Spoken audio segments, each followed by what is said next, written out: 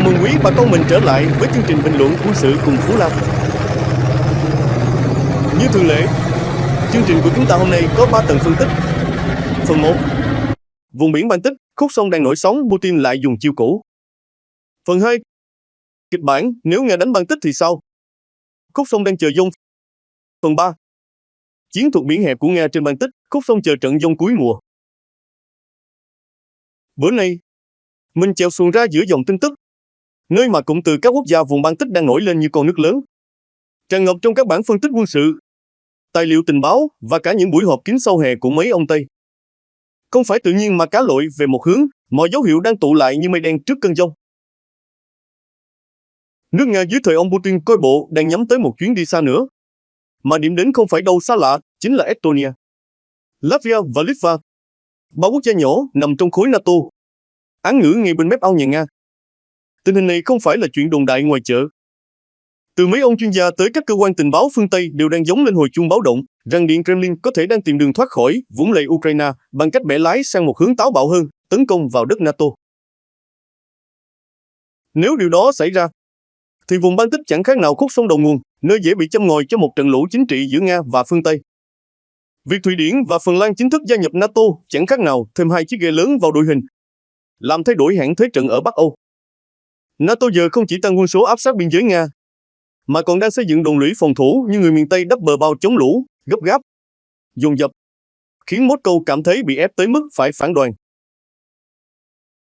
Thụy Điển, vốn trung lập như chiếc xuồng nằm im giữa dòng, nay đã rũ bỏ lớp áo cũ, phát đi tín hiệu rõ ràng về mức độ nghiêm trọng. Gần đây, Stockholm phát hành một cuốn sổ tay khẩn cấp cho doanh nghiệp, giống như cuốn cẩm nang sinh tồn mùa nước nổi. Trong đó, mỗi công ty phải cử ra một người chịu trách nhiệm nếu đất nước bị tấn công. Người Thụy Điển không lo động đất hay sóng thần, họ lo chiến tranh thiệt sự có thể ập tới bất kỳ lúc nào như con nước rộng bất ngờ. Thật ra, ngay từ năm 2018, chính phủ Thụy Điển đã từng phát hành một tài liệu tương tự mang tên Nếu xảy ra khủng hoảng hoặc chiến tranh, gửi tận tay từng hộ dân qua đường bưu điện như phát cẩm nang chống lũ cho bà con vùng ngập. Họ biết rõ, khi tấn công mạng xảy ra, Internet và viễn thông sẽ là thứ đầu tiên bị đánh sập. Nội dung cuốn sách không vòng vo, từ cách trữ lương thực, nước uống, đến cách phản ứng khi còi báo động hú vang. Toàn bộ vùng Bắc Âu giờ đây đang chuyển sang trạng thái báo động đỏ, như bà con miền Tây chuẩn bị đón lũ. Đây là lời cảnh báo nghiêm túc cho toàn NATO. Châu Âu, đặc biệt là Bắc Âu và Đông Âu, đang tỉnh táo như người giữ đê trước cơn bão chính trị từ phía đông. Chuyện này không phải của Tây Ban Nha hay Bồ Đào Nha, mấy nước nằm xa như ruộng cuối xóm. Điểm nóng thực sự là sườn Đông Bắc NATO, nơi giáp ranh với Nga. Câu hỏi then chốt là tại sao ông Putin lại muốn mở thêm một mặt trận với các nước Baltic? Ai mà tỉnh táo thì đâu có chọn đánh hai mặt trận cùng lúc. Nhưng Putin thì không chèo xuồng theo dòng nước thường. Nhìn lại lịch sử, Hitler từng bỏ đánh Anh để quay sang tấn công Liên Xô, dù biết sau lưng Anh là Mỹ. Kết quả là bị nghiền nát giữa ba cường quốc. Nhưng Putin không giống Hitler, ông ta hiểu rằng NATO không phải sinh ra để gây chiến, mà để răn đe. Điều 4 và 5 trong hiến chương NATO tồn tại để ngăn ngừa xung đột, không phải để châm ngòi. Ba nước Baltic, Estonia, Latvia và Litva, nhỏ như ba cồn đất giữa sông, dân số ít, quân lực hạn chế. NATO không có lý do gì để khơi mào chiến tranh ở đó. Lập luận rằng NATO hay Ukraine muốn tấn công Nga chẳng khác nào nói Israel sẽ đánh Ai Cập vô cớ, một luận điệu phi lý, nhưng được Kremlin đẩy mạnh như tiếng loa phát thanh giữa chợ để phục vụ mục tiêu chính trị.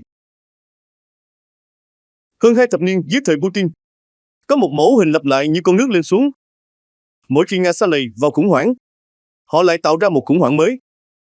Năm 2014, khi không đạt được kết quả ở Donbass, họ nhảy sang Syria, không phải vì chiến lược rõ ràng, mà để phá thế cô lập, buộc phương Tây phải đàm phán. Giờ đây, Ukraine đã biến thành vũng lầy kéo dài, không còn tiến triển rõ rệt. Những người ủng hộ Kremlin cố reo hò vì chiếm được vài làng mạc. Nhưng chiến tranh không đo bằng từng cái tên làng, giống như không thể đo mùa nước bằng vài con cá lóc. Chiến tranh tiêu hao không phải là chiến lược, đó là dấu hiệu của sự bế tắc. Khi không thể thắng rõ ràng ở Ukraine, khả năng cao Putin sẽ lại dùng chiêu cũ, mở một cuộc khủng hoảng khác để chuyển hướng chú ý, chia rẽ NATO và tạo rối loạn. Mục tiêu không phải chiếm Baltic, mà là khiến NATO phản ứng lúng túng. Ukraine bị bỏ rơi, và Moscow có thêm không gian để thở như cá tra gặp dòng nước mới. Mục tiêu then chốt của Putin chưa bao giờ là đất hay dân, mà là tách châu Âu ra khỏi cuộc chơi. Chính Liên minh châu Âu, chứ không phải Mỹ, đang nuôi sống Ukraine từ ngân sách, lương hưu đến mua vũ khí Mỹ để viện trợ.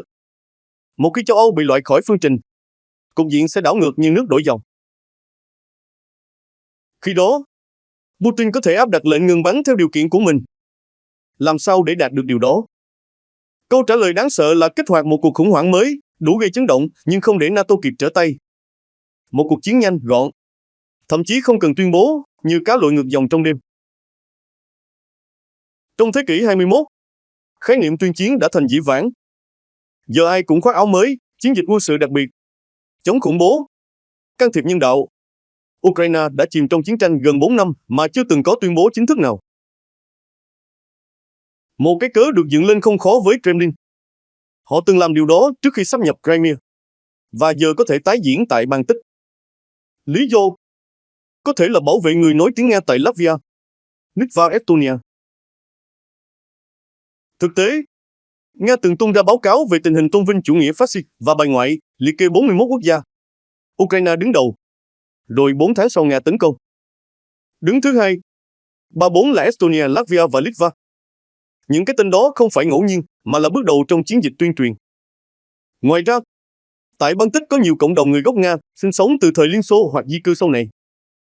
Trong số đó, có một bộ phận ủng hộ chính sách của Putin. Phần 2. Kịch bản nếu Nga đánh Baltic thì sao? Khúc sông đang chờ dâu. Bà con mình nghe kỹ nha. Những cộng đồng người gốc Nga sinh sống tại Estonia, Latvia và Litva giống như những đám lục bình trôi giữa dầu, đang trở thành nguyên liệu lý tưởng để Kremlin nấu lên cái cớ.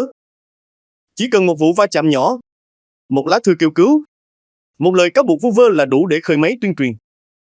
Ngày nay, cái cớ để xâm lược không phải là thứ người ta vô tình bắt được như cá lóc dưới bùn, mà là thứ được nuôi, được vớt lên có chủ đích. Kịch bản nếu Nga đánh Baltic thì sao? Một kịch bản tận thế đang được các chuyên gia quân sự phân tích như bà con mình ngồi tính nước lũ.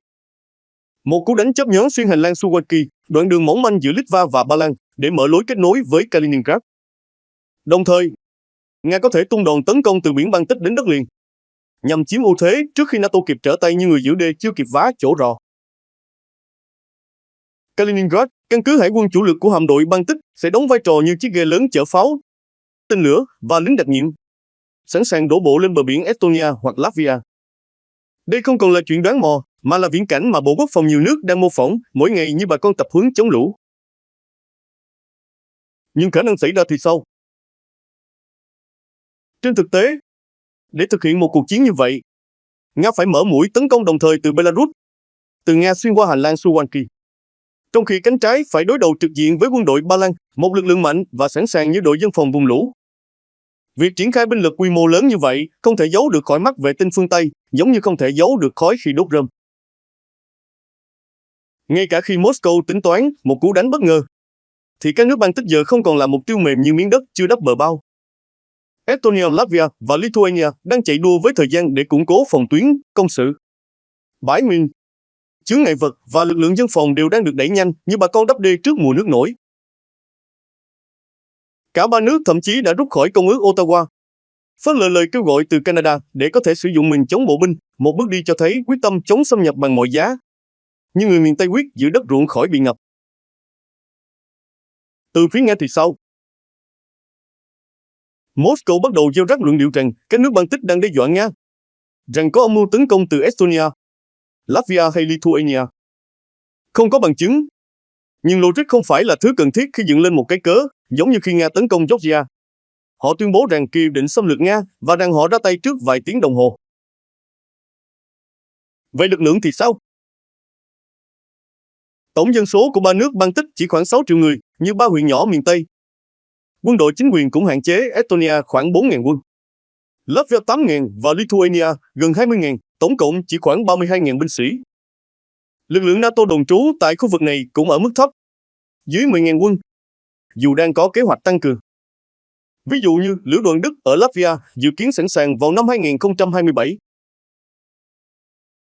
Tình báo NATO cũng đang theo dõi sát sao các căn cứ thuộc quân khu Leningrad và hoạt động của hạm đội phương Bắc ở bán đảo Kola.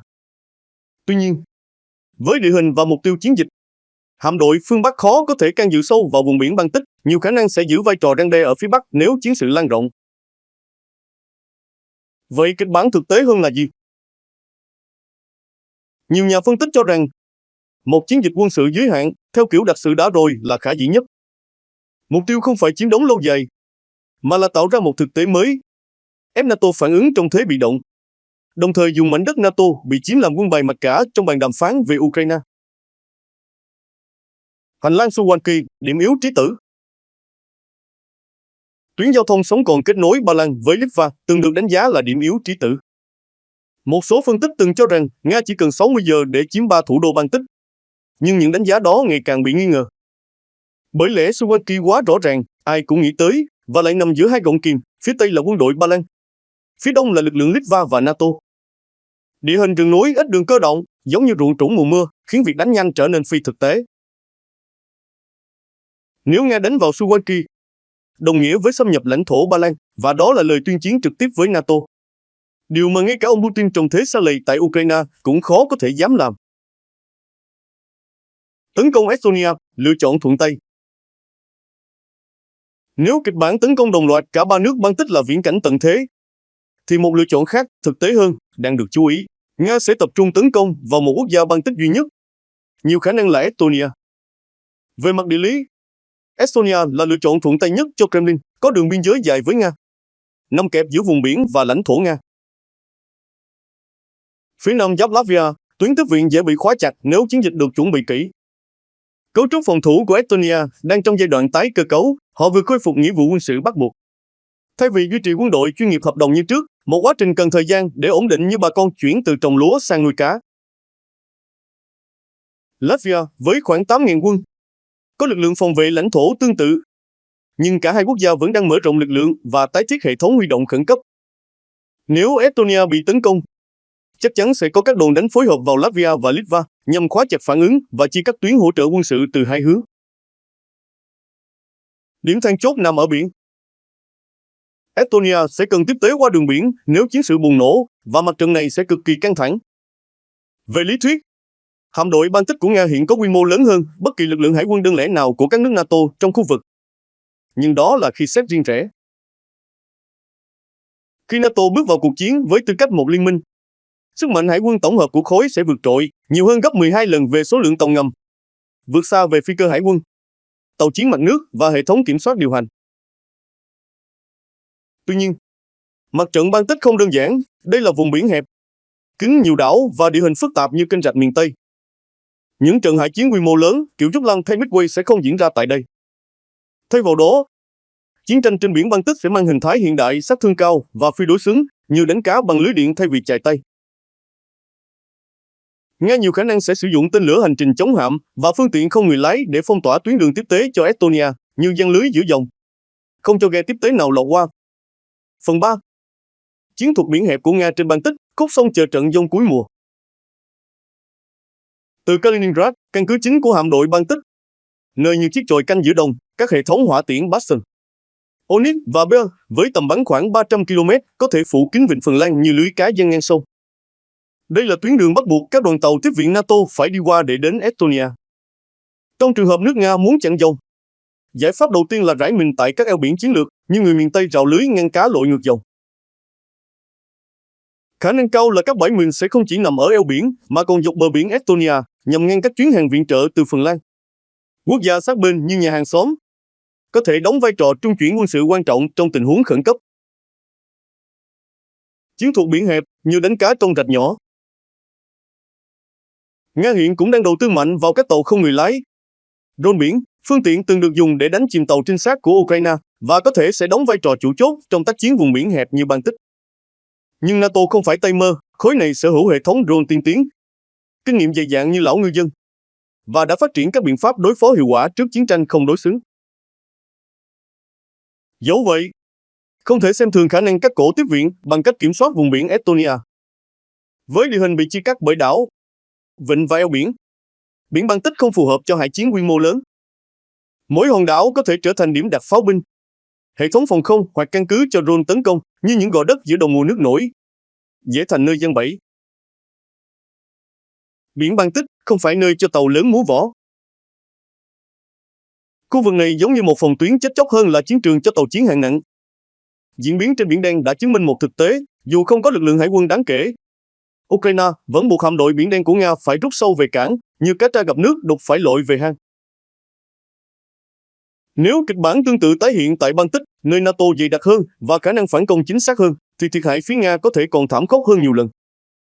Nhưng nguy hiểm không chỉ đến từ biển, NATO còn sở hữu ưu thế áp đảo về không lực và tác chiến điện tử. Những vũ khí thầm lặng nhưng hủy diệt như sấm chớp trong đêm. Đòn phủ đầu như sét đánh ngang trời.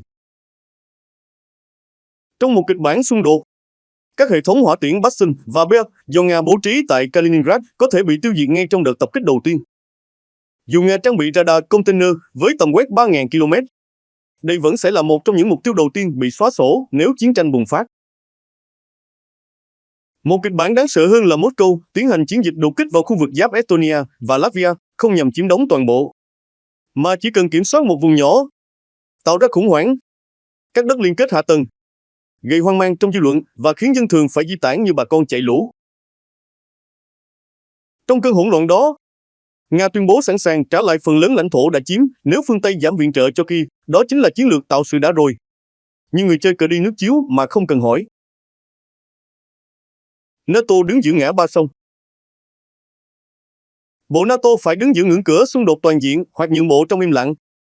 Moscow hiểu rằng điều 5 của NATO không thể được kích hoạt trong một sớm một chiều. Phản ứng của liên minh quân sự này đòi hỏi sự đồng thuận chính trị, triển khai thực tế và thời gian chuẩn bị như bà con chuẩn bị đắp đê trước mùa lũ. Chính vì vậy, mục tiêu của Nga là rút ngắn tối đa giai đoạn chuẩn bị nhằm thực hiện một đòn đánh bất ngờ vào vùng Baltic trước khi NATO kịp phản ứng.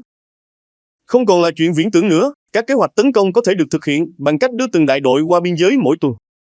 Hình thành lữ đoàn sau vài tháng mà không bị phát hiện nếu tình báo phương Tây lơ là như đã từng vào đầu năm 2022. Sau cú sốc Ukraine, NATO cảnh giác như người giữ đê. Sau cuộc sốc Ukraine, mọi tín hiệu tại khu vực Baltic đều được giám sát chặt chẽ, như người canh đê không rời mắt khỏi dòng nước.